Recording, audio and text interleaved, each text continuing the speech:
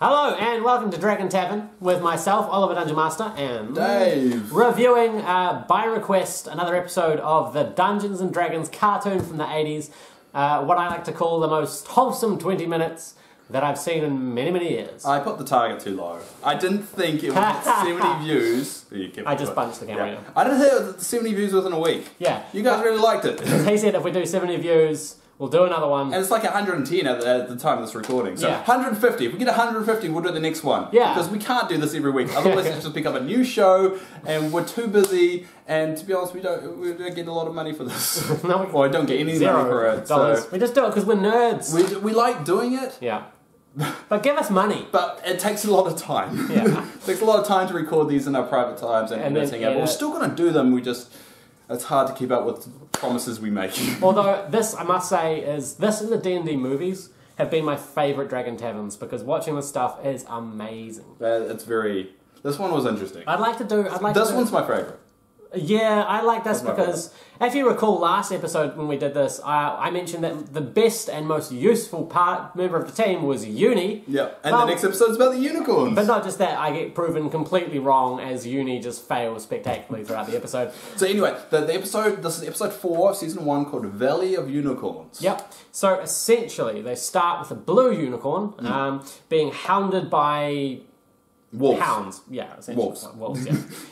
Sorry, I had to help you there. I was doing like a thing that they're hounded by hounds. Ah, okay. So it's like I'd planned that. They've been written down for ages. Just didn't have the sharpness that I'd pick up on it. Well, I had to pause for effect. So yeah, these wolves are attacking the unicorn. And for some reason, Uni starts crying, and it's real weird. They're very close to each other. Because Uni is crying like a small child.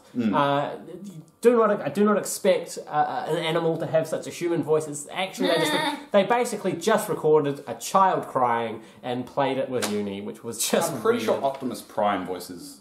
Optimus Prime is a fictional character. I know the guy who voices it. I'm pretty sure Peter Cullen voices Uni. So I'll correct it if it's wrong. So someone recorded Peter Cullen crying like a small child and planted pretty it. much. That's fantastic. I don't know that. So essentially, then we get the Eric the Dick, as we call him. Technically, it's Eric. I've even got that written down.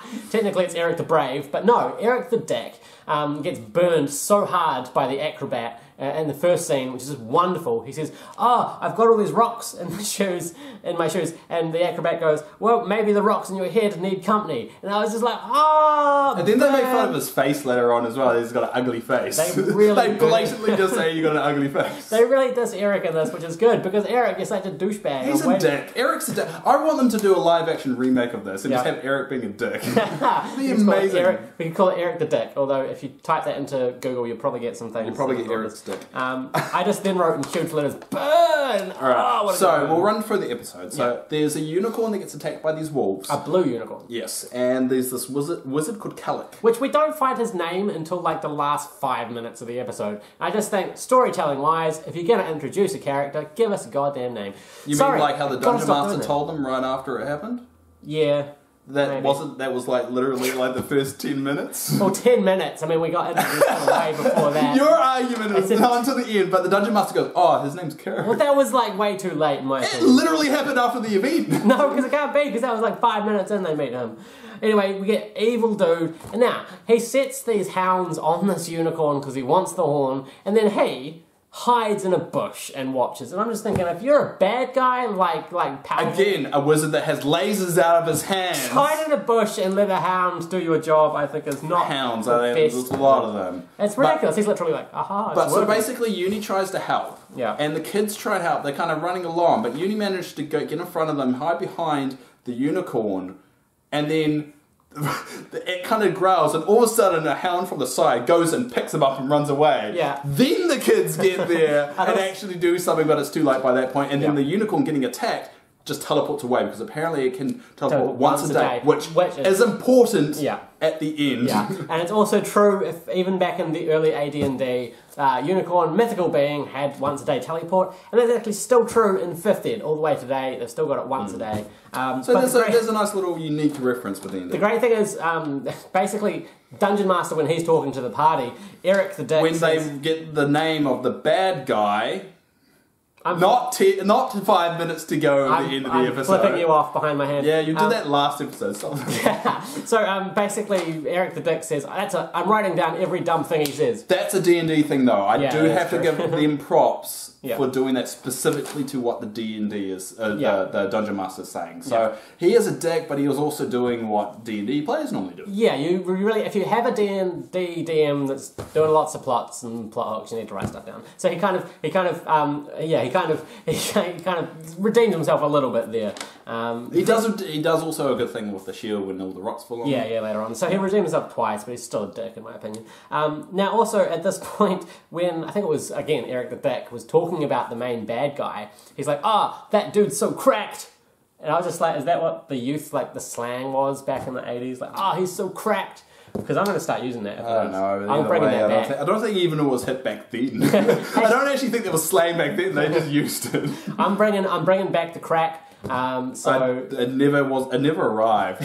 So I'm introducing the crack to the. So join me, everyone out there, in saying, that's so cracked. So anyway, they kind of follow the bad guy who's stolen Uni at this point. Yeah. And then Uni's... And Eric's shield is apparently a big plough as well. He can just go through the field. Because for some reason they're in like an endless bush of thorns, which seems slightly impractical. And the bad guy knows they're following as well. Yeah. So they're sneaking around, the bad guy's like, oh good, they're following. And then the great thing is he's got Uni trapped, and Uni's like, well, that other unicorn used teleport, maybe I will. And he vanishes, and then he vanishes right behind, and all the guy does is do this. Still got you. Yeah, it's just like, because he's a baby unicorn, that's why he can't use his powers. As well. But he doesn't know how to use it, but that comes up again, important at the episode. End. But it was just funny, because he literally teleports this far, and the guy just goes, no. And puts him back, and that was it. So we get to the massive castle that Keelik has, which is a huge bloody castle, bigger than Venger's castle. Yeah, who's building this stuff as well? He hides it underground too. They've literally got little to no minions. It feels like pointless to hide it underground though. It's a massive damn castle. It's like, well, let's go rob this massive castle. Have you've experienced that thing where like everyone else in the house is not home and you are, and you just feel like you're wandering around empty rooms? Like how much when you have like a whole castle to yourself. And he seems lonely too. He's just kind of sitting there going, I hope some adventurers come so I can steal some unicorn. Yes. So Keelik's grand plan, from my understanding, is he wants to steal the unicorn horns so he can teleport, and that's how he's going to conquer the world. Apparently Nightcrawler from the X-Men can conquer the world. And also he wants to be like more powerful than Venger. Apparently the ability to teleport anywhere makes you more powerful than Venger. Who, by the way, has survived buildings collapsing on him, huge bursts of power, and has missed every opportunity given to him on a silver platter to kill the members of the party. He's not smart. No, later on, I'll get to it, later on, I'll get to it. We'll get to it. Now, they go to the inexplicably coloured waterfall, which made no sense. We'll get there. Okay. So basically, Uni loses his horn. Right. Her horn. Apparently that's just a thing you can remove without hurting the creature, but just kind of pull them off. And the party gets frozen in place. Oh, right, yeah. Because apparently he needs teleportation more than... knowing the power of freezing is going to conquer the world, he's like, no, that's not going to work. I need the power of teleporting. Whereas, apparently it's more valuable than freezing people in place. However, when he teleports, Venger's just going to be like, no, gotcha. Yeah. Anyway. He loses horn, and then Keelik's grand plan is to steal the last 3 unicorns and get their horns. 3 other unicorns in existence. The last one's left. Yeah. That's when they go through the inexplicably coloured waterfall to the land of the unicorn. Once they get out of the ice, you forgot to mention that. Once they get out of the ice. It's ridiculous. I don't know why, but I've got someone needs to dick punch Eric written down. I don't know what he said. Yeah, Eric says a line. Like, he goes to, like, they get to the Unicorn Valley, so that's why it's called the Valley of Unicorns. Keeping up with the really original names of things, guys. So we meet that unicorn from the beginning again, and then he's all furious that these kids are there as well. And then Eric goes, after all we have done, what have you done? You've done bugger all. You literally, all you did rescue, I guess, those unicorns that had lost their horns. Although you just end up destroying, But really, they would have gone home anyway. So literally, you just tagged along, and they're like, why be mad at us? We did such a great job of not really achieving anything and leading the bad guy to the valley. That's probably why I've got written down, someone needs to dick punch Eric. And I wish I could be the one to go back in time and dick punch that guy. Pretty sure he's like underage as well, so it'd be like some sexual God. Anyway, literally all the unicorns do bugger all. all. I've got Yeah, written so down. the bad guy follows into the valley and manages to capture the last 3 unicorns. Very, very easily. The unicorns do nothing really to stop him. Well, they can't, because one's already teleported for the day, so you won't be able to do that again. No. Really? That would be the logical thing, seeing as they stated it very clearly. Well, the other 2 could have But vanished. not- yeah, They but didn't. I guess they could have used the teleportation later in the day. Maybe they had other wolves attack them, and they added it. Anyway, Eric, a whole bunch of rocks collapse. Eric kind of redeems himself. He puts up his shield and saves them. Okay, sure, you did one thing. And then there's like a moral lesson, so like even the bad people can change. Or like people that you don't like can still have good. I still think he needs to be punched in the dick. Anyway, well, let's calm down on Eric. I feel like we've abused him enough. Okay. He redeemed himself, so we'll give him a break for now. Now at this point, the wizard, the conjurer, Presto. the one with wild magic, essentially goes, "Hey, I know what I'll do without consulting the party. I'm going to just bring Venga here, because then the 2 bad guys can fight." But That's a great idea. Like, the guy that's been trying to kill you this entire time and steal your stuff. And instead of being like, "Do you think that's a good idea, guys?" He just goes, "I'm doing it," and just reaches into his hat, which is hilarious because it screws up, as it usually does, And he ends up teleporting. to Venga. Wow, on the his own. ability to teleport anywhere in the world. I've- He can dominate. Presto can own the world now. I've then got, holy crap, do you have a brain injury? You've literally wandered straight into the bad guy's lair, but then, right, Venga has the opportunity to kill the guy he's been trying to kill throughout the entire thing. He's got him alone, he's got the power, he's got his weapons. Not with his party as well. He's by himself, he's got no one to protect him, and Venga's like, "Hey, what's up?" And he's like, "You should come fight this other guy called Kirik." He's like, "Okay," and they just go Because he wants together. to be I think he baits him saying, "Oh, Carrot wants to get stronger." Kill the dude! You've been trying to kill this guy for ages! He's right, silver platter! But I mean, it's kind of an ego thing, I reckon. He's like, well, he's trying to beat me. But then maybe they bonded when he was Merlin. Because remember the episode where like Venga was Merlin and he was just like, Presto's my buddy, we're hanging out. Maybe he bonded. And that's why Maybe there's like maybe camaraderie. there's a deep kind of friendship there that he's not willing to admit to you. Maybe Venga's just keeping these adventurers at a distance because he's scared if they get too close, they'll be able to see the real him.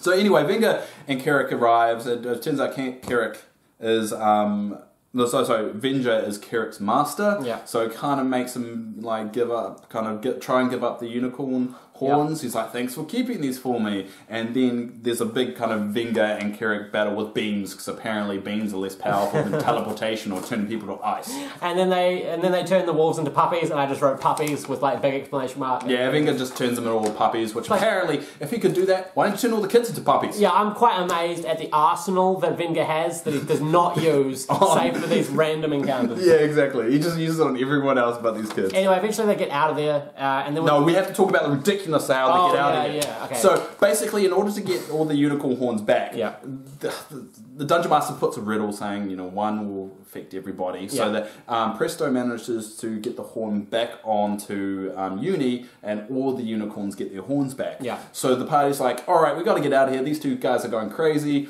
They jump on the unicorns. They ride towards a wall, and then they all teleport out when 2 have Hours clearly before. used it in the same day. while it's been clearly stated, not just in the core book, since the first D&D in 1974. They use it twice in a day. But And all the way to 2014, once a day teleportation for a unicorn. yes, but they use it twice. Why state it if you're just going to blatantly just throw that rule out the window? Exactly. They make a huge deal you only can do it once a day. And And then also, it's done again. Uni can't use its powers yet. So how does he do it? And literally, after he tried to use she tried to use his powers the first time, that's when he lost the horn. Uni hasn't had any time to practice with the horn, but all of a sudden he's good at it. Or she's good at it. Absolutely. Sorry for the wrong pronoun. Plot hole. Look at the size of that plot hole. That's a massive plot hole right And there. anyway, Venja turns out to be immortal because the castle collapses. And he's once able to again, just he's get like, out. "Oh, sweet." And then I'm Uni's good. like, "Oh, I'll stay with you guys because Yeah. she's the only intelligent one in the bloody And party." then Yuri does like this slow, like running across a beach moment with piano music, and it's all very Baywatch. And that's the episode. It was insane. It was ridiculous. I can't wait for the next one. I need a hug.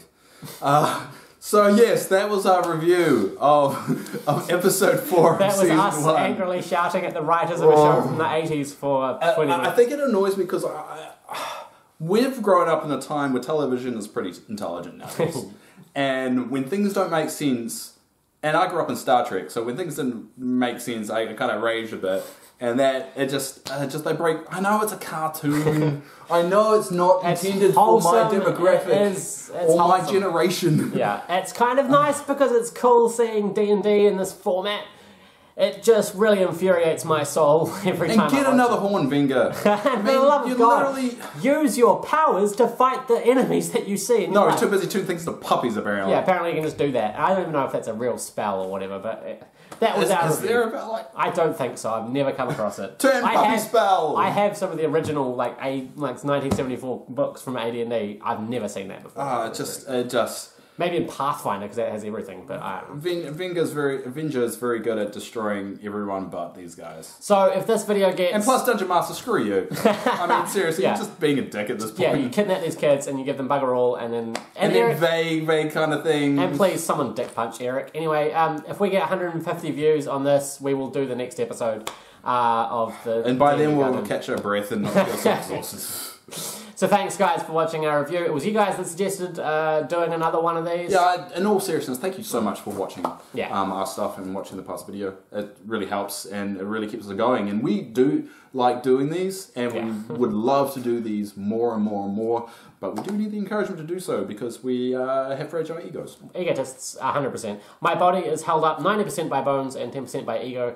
Well, 90% ego. It's like give a percentage for caffeine. Oh, yeah, sorry, and at least like 300% caffeine. Yeah. Anyway, thank you guys for watching, and hey, go check out the rest of our Dragon Taverns. Subscribe, like, share this around to someone that likes the D&D anime show and just wants a bit of a laugh of two guys trying to review it. Some random two nerds from New Zealand. Thanks, guys, very much. See ya.